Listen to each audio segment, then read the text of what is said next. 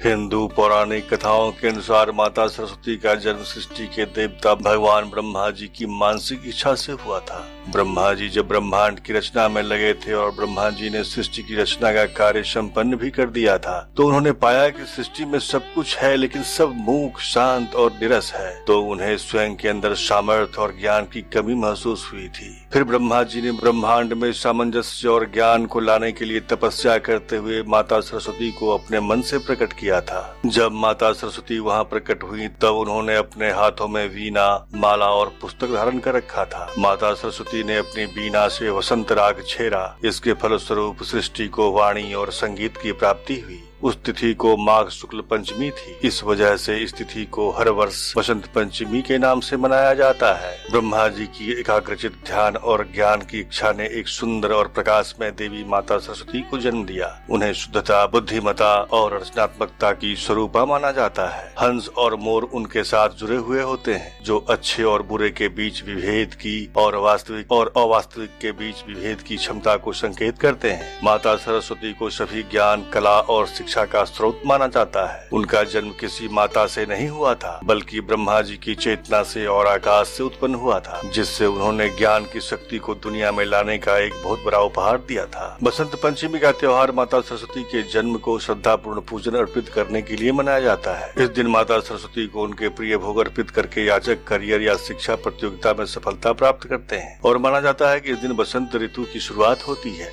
जब प्रकृति नवीनता की ओर बढ़ती है, ज्ञान और रचनात्मक की कला की फुलन होती है। माता सरस्वती हिंदू धर्म की एक देवी हैं, जो ज्ञान, बुद्धि, संगीत, कला और शिक्षा की देवी मानी जाती हैं। वह हिंदू धर्म में 3 मुख्य देवियों में से एक हैं, जिनमें माता लक्ष्मी धन की देवी और माता पार्वती शक्ति और प्रेम की देवी शामिल हैं। माता सरस्वती को अक्सर 4 हाथों में दर्शाया जाता है, जिनमें एक पुस्तक ज्ञान का प्रतीक, एक वीणा संगीत कला का प्रतीक, माला एकाग्रता का प्रतीक और एक पवित्र जल की कलश शुद्धता का प्रतीक होता है। वह सामान्यतः कमल पर बैठी या हंस पर सवार होकर दिखाई जाती हैं, जिससे उसका साक्षात्कार पवित्रता और बुद्धि के साथ जोड़ा जाता है। माता सरस्वती की पूजा विशेष रूप से बसंत पंचमी के हिंदी त्योहारों के दौरान होती है, जो बसंत ऋतु की आगमन को मनाता है। इस दिन छात्र, कलाकार और विद्यार्थी अपने अध्ययन और रचनात्मक प्रयासों में सफलता के लिए उनकी कृपा की मांग करते हैं। गोदेवी सरस्वती हिंदू धर्म के अलावा जैन और बौद्ध धर्मों में भी भिन्न भिन्न नामों से पूजी जाती हैं। माता सरस्वती की पूजा ज्ञान, बुद्धि और रचनात्मकता की प्राप्ति के लिए है, जिससे वह हिंदू पैथियन में बुद्धिमता और कला के साथ जुड़ी महत्वपूर्ण देवी बनती हैं।